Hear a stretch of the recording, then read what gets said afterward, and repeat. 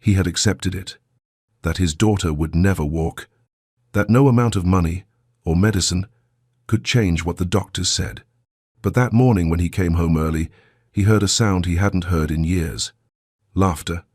And when he opened the nursery door, what he saw broke him. His daughter was in the air. Her legs were moving. And the maid, just the maid, was holding her like a promise God hadn't forgotten. Frank Hudson didn't plan to come home that morning. The meeting in Seattle had fallen through. The roads were quiet, the fog low. He didn't even tell his driver. He just drove. The house was still the same: glass, marble, silence. Big enough for 20 people. Empty enough for grief to echo through the halls. He stepped inside, dropped his keys. No voices, no footsteps. Just the usual stillness. Until he heard it. A sound. Faint at first. Then clearer. Laughter. High. Joyful. Childlike. Frank froze. He hadn't heard that sound since the day she was born. He walked slowly up the stairs. Not rushing, not breathing. Drawn forward by something he couldn't explain. When he reached the nursery door, it was slightly open. And inside, Sharon the maid lay on the floor. On her back, feet in the air, holding his daughter high above her. Diana was laughing. Alive. And her legs, the legs he'd been told would never move, were kicking. Small, shaky, but real. Frank leaned into the doorframe like he might fall. He didn't speak. He didn't cry out. But something in him broke. The part that had stopped believing. The part that buried his wife and gave up on God. The part that turned his home into a machine and called it safety. In that moment, watching a maid do what science never could, Frank realized God had never left. He had just been waiting for him to come home. Before we begin, I want to ask you something. Have you ever stopped believing? Have you ever accepted the pain because it hurt too much to keep hoping? If this story touches you, click subscribe, like this video, and tell us where in the world you're watching from. Because someone out there needs to hear what you're about to see. That miracles don't always come through money. Sometimes they come through maids, mercy, and the quiet whisper of God saying, "I haven't forgotten you." Frank didn't tell anyone he was coming home. The meeting had been cancelled. The pitch didn't go well. So he drove. No driver, no music, just the sound of tires on wet road, and a kind of silence he'd gotten used to. When he pulled into the driveway, the house stood still. Big, quiet, cold. He stepped inside, put his keys on the table, took a breath. He wasn't sure why it felt heavier that day. Maybe it was the fog outside. Maybe it was the memories that seemed to linger in the walls. Or maybe it was just one of those mornings. Nothing moved. Just the usual stillness. The kind you stop noticing after a while. And then, a sound. Faint, light. A kind of laugh that didn't belong in this house anymore. He stopped walking, tilted his head. There it was again. Laughter. Soft, real. Not from a screen. Not from a memory. It was coming from upstairs. He didn't rush. He just listened. And with every step he took, the sound grew clearer. He reached the room at the end. The nursery. The door was half open. He hadn't been in there much lately. But what he saw, the moment he looked in, stopped everything inside him. Sharon, the maid, flat on her back on the carpet. And above her, Diana, held up by Sharon's feet, arms wide, face glowing, laughing from the center of her little chest. Frank froze. She was moving. Her legs, the ones every doctor said were finished, they were kicking. Tiny, unsure, but they were moving. Sharon was singing something soft. He couldn't hear the words, but it didn't matter. Diana was laughing. Not a giggle. Not forced. Real, full joy. Frank didn't know when his hand touched the doorframe, or when his eyes began to sting. He didn't even breathe. He just watched. And everything in him, all the years of silence, the appointments, the reports, The acceptance began to crack. Not all at once, but enough. Enough to let something through. He didn't say a word, didn't make a sound, because somehow he knew this moment wasn't his to control. It was a holy thing, and he didn't want to break it. His daughter was laughing, and for the first time in her life, she looked free. Not careful, not sick, not stuck. Just a child, flying in the air, believing she could.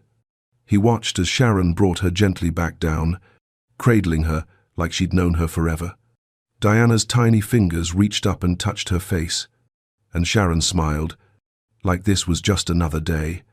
But to Frank, this was the first day he had seen his daughter alive. He tried to hold it in, the tightness in his chest, the way his throat burned, but he couldn't. Tears ran down without asking, and somewhere in the back of his mind, where God had gone quiet for a long time, a whisper rose. Something like, "I still see her," or maybe, "I never left." He didn't know for sure. He just knew something was happening in that room, something no specialist ever gave him, something no checkbook ever bought. He stayed at the door, watched his daughter laugh again and again, and for the first time since the hospital, he wasn't thinking about what was broken. He was watching what was waking up. And just before he turned to walk away, he heard Sharon's voice, soft and full. "Come on, baby girl. Fly a little higher." Frank didn't go back to the nursery that day. He stayed quiet, watched from a distance, then slipped away before they noticed. He sat in the kitchen with a cold cup of coffee, staring out the window, trying to make sense of something that didn't come with answers. He didn't even tell Sharon he'd been home. Not yet.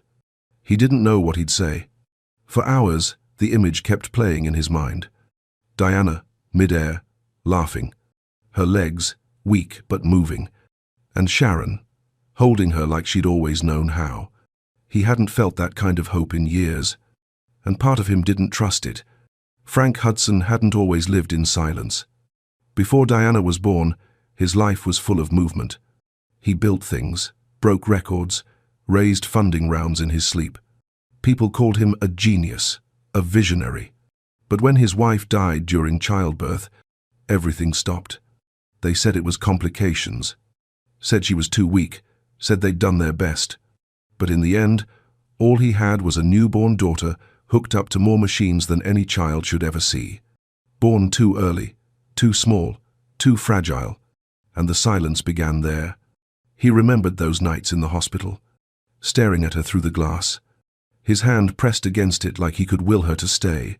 He didn't pray, not really, just stood there, whispering things no one heard.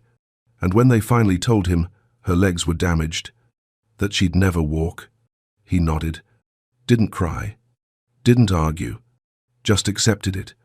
He went home, shut down the nursery they'd been decorating together, and turned one of the guest rooms into a private care space. The therapists came, the best ones. The machines arrived, quiet, expensive things that beeped and scanned, but nothing changed. She didn't move, not the way they hoped. And one by one, the specialists left, each with the same sentence: "You'll need to make peace with this." So he did, or tried to. He buried himself in work, lived in airports and conference rooms, told himself it was better this way. He couldn't fail if he didn't try anymore. And then, 2 weeks ago, Sharon came. A quiet hire through an agency. No resume that stood out, no impressive titles. Just a calm voice on the phone saying she was good with children. He didn't ask questions, just signed the papers and moved on. He hadn't even spoken to her properly since the day she started. Only saw her in passing, a nod, a quiet, "Thank you." He didn't expect her to stay long. No one did. Most couldn't handle the silence, or the weight of a little girl who didn't speak much, or the stillness that filled every room like dust. But Sharon stayed, and she didn't just clean. She hummed while she worked, left the windows open to let the breeze in, started bringing in little things, a soft blanket, new books, paper butterflies taped to the walls, Frank noticed, but he didn't say anything, didn't know how, and now he had no idea how to make sense of what he saw that morning. The next day, he stood in the doorway of the living room as Sharon folded laundry. She didn't look up, didn't rush, just kept working. After a moment, he spoke. "I was home yesterday." Her hands paused, then she folded another shirt.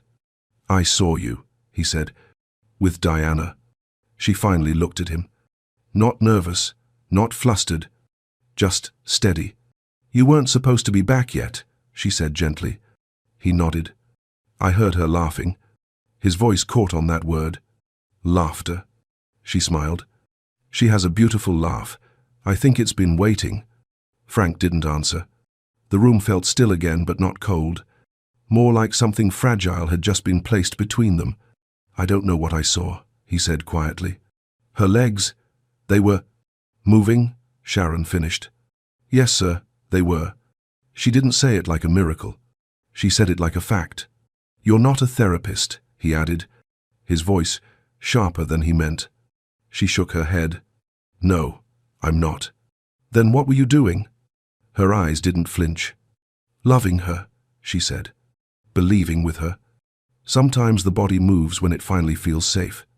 Frank didn't respond, because deep down, he didn't know how to believe in that. Not yet, but something in her words stayed with him.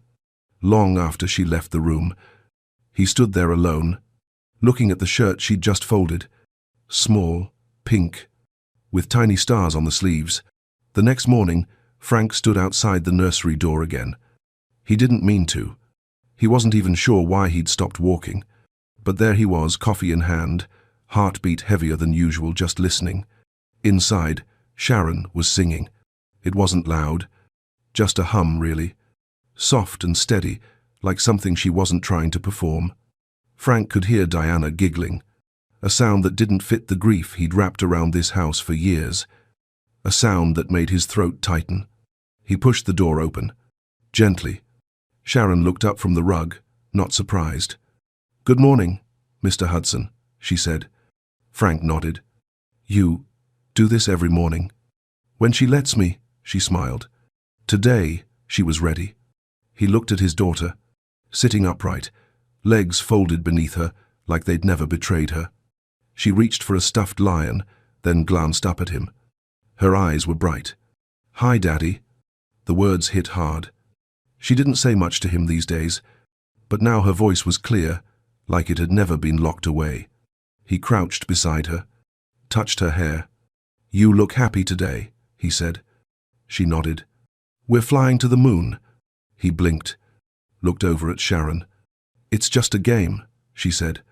"But sometimes games help the body do things it forgot it could." He stood. The moment felt too big to stay in. "Can I speak with you?" he asked. She gave Diana a soft smile. "I'll be right back, Moon Pilot." Then followed Frank out into the hallway. In his office, he poured 2 glasses of water. He didn't know what to offer her. He wasn't used to company that didn't come with contracts or titles.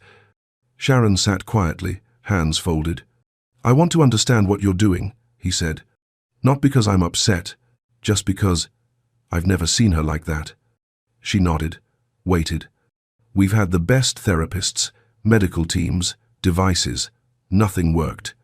"I know," she said gently. "You've tried everything you were told to try." Frank looked at her. "So what are you doing that they didn't?" Her voice didn't rise, didn't defend. She just spoke with a kind of steady kindness that made him feel like he was the one on fragile ground. "Children don't heal when they feel like problems to be fixed," she said. "They heal when they're seen, when someone believes with them, not about them."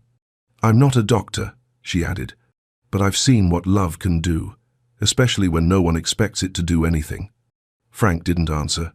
The words unsettled him, because they felt too true. "My cousin," she said suddenly, eyes softer now, "was born with something the doctors couldn't name, couldn't treat. They said she'd never walk either, but we didn't listen." "What did you do?" he asked. "We played," she said. "We told stories. We made up kingdoms and quests and flying trees. And every time she kicked her foot, We cheered like the sky was falling. It took years. But one day, she stood up, just like that, and walked into the kitchen like it was nothing. Frank looked away. "You think this is the same?"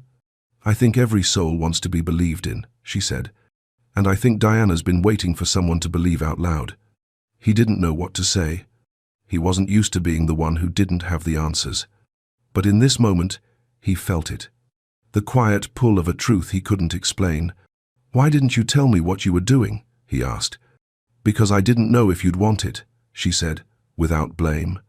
"This house has been quiet for so long. I didn't want to break what you'd made peace with." That last line hit hard, because somewhere deep in him, he had made peace with it. With the silence, the stillness, the loss. But now, she laughed, he said, almost to himself. She laughed like she wasn't afraid anymore.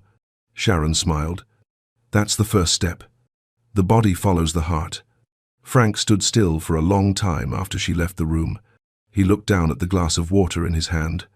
Still full, untouched, like he didn't know how to drink from a world that was suddenly moving again. The house didn't change overnight, but it started to feel different. It wasn't loud. It wasn't full. But something had shifted. Frank noticed it in the mornings. The way the nursery door stayed open just a little longer. The way Diana's voice rose like sunlight through the walls. She was laughing more now, talking more, moving, not walking, not yet, but reaching, lifting. Tiny victories tucked inside, moments no one would have noticed, unless they were looking. And Frank, he was looking. He started waking up earlier, not for calls, not for meetings, just to listen. Some mornings, he sat on the stairs, coffee cooling in his hands, quiet as the house around him, listening to the sound of Sharon and Diana playing. Sometimes it was singing, sometimes it was a story, but always it was alive. And that life made him ache in a place he hadn't touched in years. He didn't step into the room often. Not yet. He stayed near the edges, close enough to see, far enough not to be seen. Something about it felt easier that way. He wasn't sure if it was guilt, or fear, or both. One afternoon, he passed by the open nursery door and saw them. Sharon had placed 2 pillows on the floor, set a small paper crown on Diana's head, and was holding both her hands as the little girl tried to press her weight into her feet. Diana's face was tight with focus, but her eyes were shining. "You're stronger than you think," Sharon said softly. "You've got queen legs today." Frank stood still, and for a brief second, Diana looked up. Their eyes met. He didn't know what to say, didn't know how to join the moment. So he nodded, smiled faintly, and walked away. That night, over dinner, Diana sat beside him at the table. Her plate had more on it than usual, and she was eating, slowly, but eating. Sharon sat across from them, silent and less spoken to. Respectful, present. Frank cut his food, took a bite, looked at his daughter. "You had a big day," he said. She nodded, chewing. "What did you play?" Diana glanced at Sharon, then back at him. "We climbed a mountain," she said. "I had to stomp on clouds to get to the top." He smiled, really smiled. The kind that comes without effort. "And did you make it?" She nodded. "I did," Sharon said. "I have cloud-stomping feet." Frank looked across the table. Sharon met his eyes just briefly, then looked down at her water. Something about that silence sat heavy between them.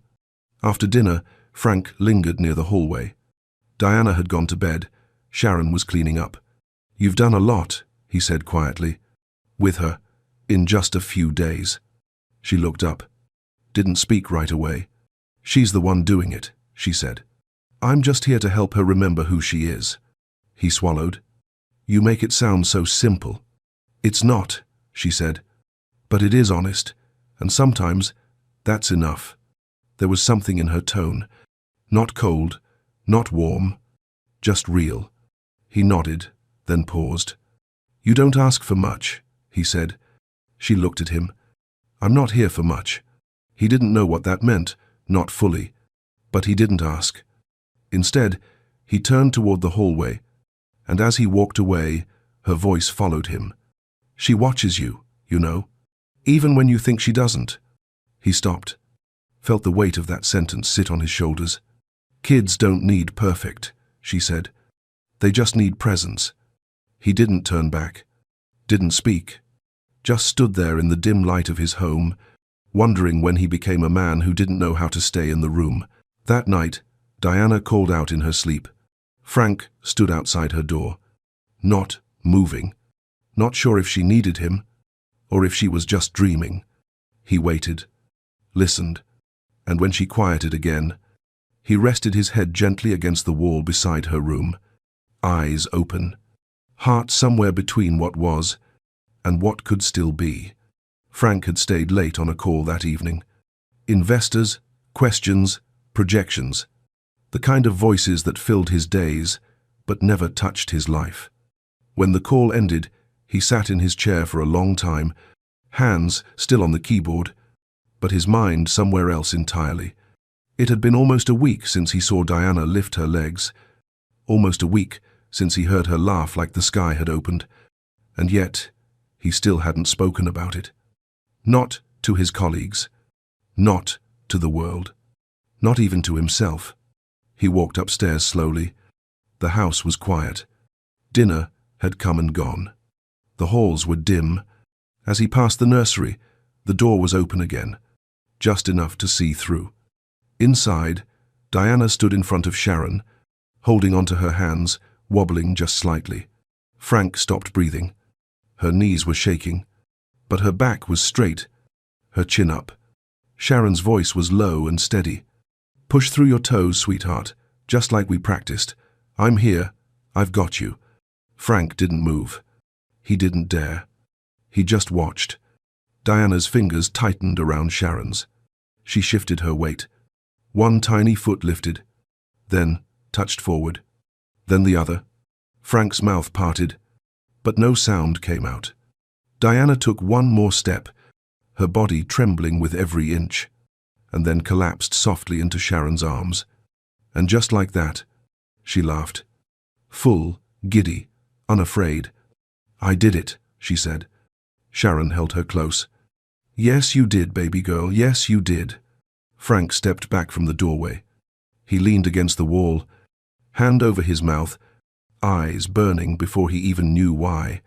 He slid down, sitting on the floor outside the nursery, trying to hold together something that was already breaking open inside him. He had watched years pass without this, sat through appointment after appointment where no one believed this would happen, watched his daughter fade into silence, watched himself disappear into work. And now, on a quiet night, with no medical team, no machines, just a child, a woman, and a bit of belief. She took 2 steps, and Frank was the one who fell. Later, Sharon came out with Diana in her arms. The little girl was asleep, cheek pressed against her shoulder, breathing soft and slow. She didn't see him right away. When she did, she stopped. Frank stood. His face said everything. No questions, no doubt, just awe. And something deeper. "She walked," he whispered. Sharon nodded. "She did. 2 steps. And she'll take more," she said. But not because someone told her to. Because she started to believe she could. Frank looked down at his daughter, so small, so brave. She didn't even know what she'd just done. "I don't know what this is," he said. "I don't know how this is happening." Sharon's voice was quiet, but full. "You don't have to know. Just don't stop it." He looked at her. Really looked. Not as the maid, not as the woman he'd hired to dust rooms and wash sheets, but as someone who had done the one thing no expert ever could. She had reached his daughter. "Thank you," he said. Not out of politeness, but from the very center of who he was. Sharon nodded. "You're welcome, but you don't have to thank me. Just stay close. She needs you now." He watched as she carried Diana to her room, and for the first time in years, Frank didn't go to his office, didn't turn on the news, didn't check his phone. He stood outside Diana's room, and listened. Not for movement, not for miracles, just for the sound of her breathing. And in that quiet, he smiled, not because he understood, but because he didn't need to. Frank didn't sleep that night. He stayed by Diana's door, listening, breathing. The silence didn't feel heavy this time. It felt full, like something sacred had happened, and he was too afraid to move in case it disappeared. By morning, reality came knocking, just like it always did. He made a call, quiet, careful, to his private physician, the one who'd seen Diana since birth. "Something's changed," Frank said. "You need to see her." Dr. Keller arrived the next afternoon. Professional, polished, clipboard in hand, questions already forming before he even stepped inside. Diana was shy at first, clung to Sharon's leg, eyes wide. But Sharon whispered something soft, and Diana nodded, then sat on the floor. "She stood yesterday," Frank said, his voice careful. "Took 2 steps. Dr. Keller didn't look surprised. He looked cautious. "Was it spontaneous movement or intentional effort?" he asked. Frank blinked. "She walked," he repeated. "We'll run a few tests," the doctor said, "just to get a clearer picture." The room filled with quiet tension. Sharon stood nearby, silent, watching. Frank watched her. She didn't interrupt, didn't argue. But something in her face changed. Diana tried her best, lifted her legs, wiggled her toes. But the mood in the room was different. Clinical, observed, measured. She looked up at Frank. He gave her a smile, but it didn't reach his eyes. After a few minutes, Dr. Keller closed his folder. "It's possible," he said carefully, "that what you witnessed was an isolated motor spike. Reflex, not function. Unpredictable. And likely temporary." Frank's heart sank. He felt it, the old language pulling him back, the way professionals wrap pain in gentle words. "So, it wasn't real?" he asked. "I didn't say that," the doctor replied. "But in these cases, it's best not to raise expectations." Sharon stepped forward, quiet but clear. "What about what he saw? What she felt? That doesn't show up on a chart." The doctor glanced at her, then at Frank. "Who is she?" Frank answered without thinking. "She's the one who helped Diana move." The doctor sighed. "Mr. Hudson, I know how badly you want this. But spontaneous recovery in cases like hers, it's extremely rare." "And yet it happened," Sharon said softly. The words hung in the air. Not defiant, not loud, just true. But Frank said nothing. And that silence, that moment, was where something cracked. Not between them, but inside Diana. That evening, Diana was quiet. No singing, no games, just quiet. She sat on the rug, holding her stuffed lion close, eyes distant. Frank walked in. "Can I sit?" he asked. She nodded, barely. He sat beside her, waited. "Did I do something wrong?" she asked suddenly. The question sliced through him. "No, sweetheart, no." His voice broke on the last word. She looked down. The man said it might not be real. Was it pretend? Frank reached for her hand, held it gently. "I saw you," he whispered. "I saw you fly." Tears gathered in her eyes.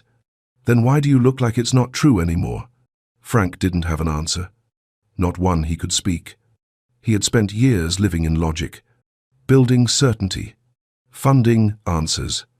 But now, when it mattered most, he didn't know how to hold the fragile thing that hope had become. He stood slowly. "I'll be right back," he said. He walked out, found Sharon near the back window, folding laundry. She didn't look up. He waited. "She thinks she failed," he said. Still, Sharon didn't speak. The doctor said it was just a reflex. "I know what he said," she answered. Calm, still. Then she turned to face him. But that little girl took 2 real steps. She moved because she believed she could. And now she's scared it was all a dream. He swallowed. And maybe it was. Sharon shook her head. No, Mr. Hudson. The dream isn't the danger. It's what happens when no one believes it's possible. He stood there, watching her, realizing maybe for the first time that this woman, this quiet, grounded, ordinary woman, was fighting for his daughter's future in a way no one else had. And he was still standing on the sidelines. The next 2 days were quiet, too quiet. No laughter floated down the hallway. No singing from the nursery. Just the soft sounds of a child retreating back into herself. Diana didn't ask to play, didn't try to stand. She lay on the floor most of the time, her favorite blanket pulled up to her chin, the lion tucked against her cheek. Sharon stayed close. Never pushed. Just stayed like steady ground beneath a fragile world. Frank watched it all from a distance, just like before, and the silence started to feel familiar again. Like the house was slipping back into what it used to be. That night, Frank stood in the doorway of his lab, the space he once believed would hold answers. It was clean, organized, machines lined the walls, tables with untouched prototypes, blueprints that once carried his last threads of hope. But now, he couldn't feel anything in here. Not purpose, not power, just emptiness. He ran his fingers along the edge of a metal frame, cold, unmoved. This room had been built to fix things, but not everything broken wants to be engineered back to life.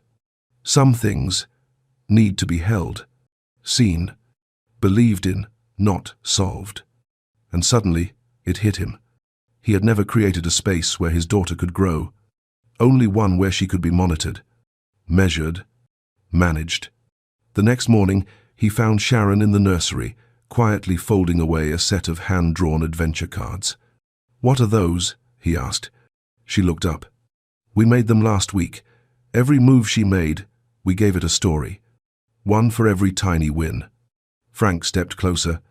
One card read, "Climbed the mountain of wiggle toes." Another, "Crossed the river of almost standing." Each one was drawn in crayon, some with Diana's handwriting. Frank picked up a card, stared at it. Something in his chest shifted, softly but completely. "She stopped believing in these," he said. Sharon didn't correct him, didn't rush to give hope. She just let the silence speak for itself. Frank placed the card down. "I want to change the lab," he said. She looked at him. "Into what?" He paused. "Something that doesn't need wires. Something soft, real, for her." Sharon waited. "You want help?" she asked. Frank nodded. "Please." By the end of the day, the machines were gone. Not trashed, not destroyed. Just moved aside. They brought in soft lights, rugs, a bookshelf of storybooks, a small swing that hung from the ceiling beam. Sharon strung fairy lights along the wall and pinned Diana's drawings in the empty spaces. A beanbag became a cloud chair. Pillows became stepping stones across lava floors. A mirror was added, low to the ground, so Diana could see herself move. Not for progress, not for proof, but for pride. When Diana came in that evening, she stopped at the door. Her eyes widened. She stepped forward slowly, looked around. "What is this?" Frank crouched beside her. "Your new room," he said. "A place to move and play and fly again." She turned to him. "Even if I fall?" His voice caught, but he answered, "Especially if you fall." That night, she asked Sharon to read her a story. Then, for the first time, she asked her father to stay in the room. He sat on the floor beside them, legs crossed, watching the light dance across the walls as Sharon read softly. Diana leaned against him halfway through, small, warm, trusting, and he let himself lean back, not into certainty, but into presence. Later, when the house had gone quiet again, Frank stood in the doorway one last time, the new room behind him, soft, glowing, alive. He looked over his shoulder. "Thank you," he said. Sharon smiled, but didn't respond with words. She didn't need to. Some things don't need fixing. They need space to grow. And finally, Frank had made room. It had been 3 weeks since Diana took her first steps. Since then, there were more. Not every day, not always steady, but they came one after another. Tiny, trembling, but real. Frank watched each one like it was a sunrise. Soft, slow, sacred. He didn't miss them anymore. Because now, he was there. Sharon had started calling their mornings missions. Each day had a name. Stomp the Sunday. Kick the clouds. Reach the window. Every time Diana moved, it wasn't therapy. It was part of the story. And she was the hero. And for the first time since her birth, Frank wasn't building labs. He was building memories. On her 4th birthday, the sky was soft and blue. Not loud. Not showy. Just kind the way the world sometimes is when it's trying to apologize. Sharon had been preparing something special for days. She called it the Meadow Walk. Not a test. Not a goal. Just an adventure. A path through the garden. 10 small stepping stones lined with flowers, leading to the wide-open patch of grass where the sun waited. Diana stood at the edge of it, wearing a pink sweater and a crown made of paper and ribbon. Her hands trembled slightly, but her eyes were bright. Frank stood a few steps behind her, not leading, not hovering, just there. Sharon knelt beside her. "You don't have to make it to the end," she said. "Just take it one stone at a time." Diana nodded. The wind moved gently through the trees. The garden held its breath. She stepped forward. 1 foot, then the other. The first stone, then the next. Frank didn't speak. His hands were at his sides, open. He wasn't ready to catch her. He was ready to let her go. By the 4th stone, Diana's arms were shaking, but she kept moving. By the 6th, her knees wobbled. Frank took a small step forward, but Sharon held up a hand, gentle, steady. "Let her finish her story," she whispered. On the 7th stone, Diana paused, looked back. "Daddy," she called. Frank stepped closer, kneeled down so she could see him fully. "I'm right here," he said. "You've got this." And then, with a tiny breath, she turned back and walked. The 8th, the 9th, and then, on the 10th stone, her foot missed slightly. She stumbled forward, falling straight into the grass, and she laughed. A laugh so full, so light, it pulled the whole sky down with it. Frank ran to her, not because she needed rescuing, but because he needed to be there. He scooped her up, holding her tightly against his chest. Not because she fell, but because she flew. "You did it," he said, voice trembling. She leaned her head against his shoulder. "I walked all the way," she whispered. Frank nodded, his hand gently against her back. "Yes, baby girl, you walked all the way." Sharon stood nearby, watching with quiet eyes, hands still, face soft. Frank looked at her, really looked, and for the first time, he didn't see the maid. He saw the woman who gave him his daughter back.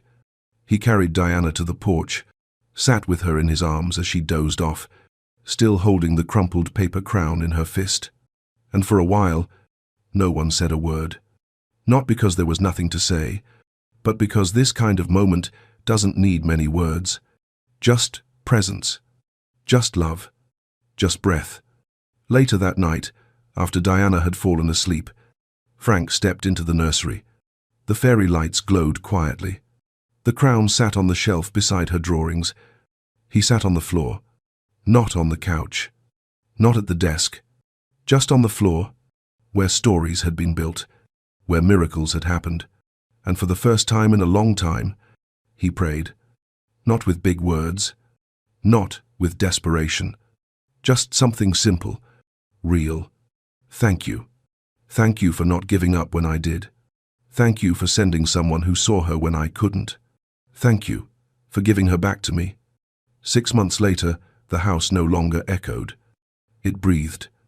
There were fingerprints on the windows now, crayon drawings on the fridge, shoes by the front door that didn't belong to staff.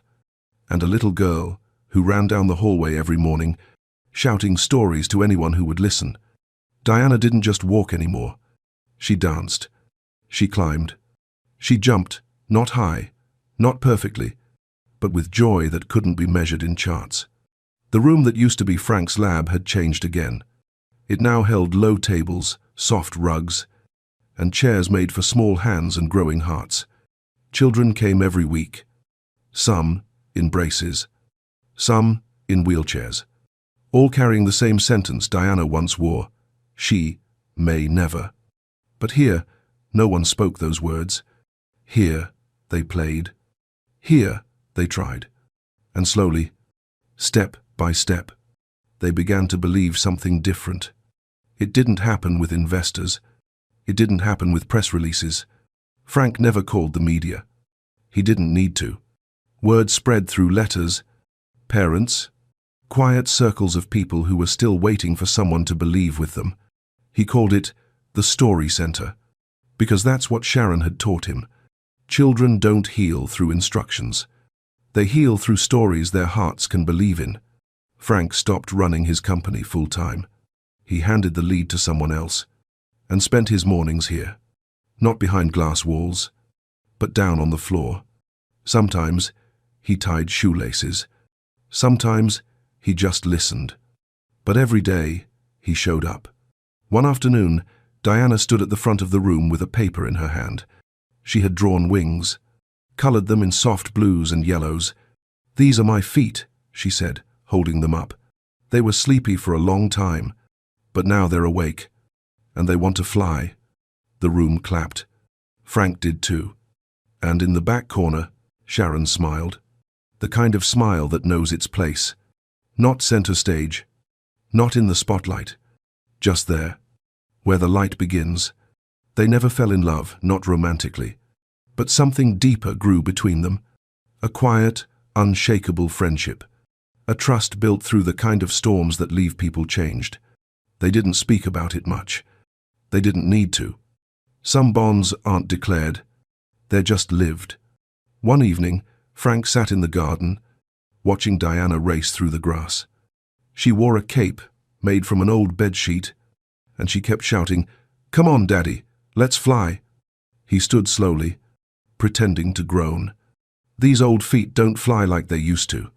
"Then run," she laughed. And so he did. Clumsy, out of breath, but laughing, really laughing. Sharon watched from the porch, hands in her lap, eyes soft. "She's not afraid anymore," Frank said later, as the sun dipped behind the trees. Sharon looked toward the field. "Neither are you." Years from now, when people ask Frank Hudson what changed his life, he won't say the IPO. He won't say the patents or the machines. He'll talk about a maid with no degrees and a child who taught him how to stand again. He'll say, "Not all miracles come in labs. Some come with crayons, with butterfly legs, and with someone who decides not to give up, even when everyone else already has." And if you ever visit the Story Center, you'll find a small sign on the wall near the entrance. It reads, "Healing doesn't begin with answers, it begins with love. Sharon Baker." And beneath it, a handprint in pink paint. Small, delicate, and full of life. Diana's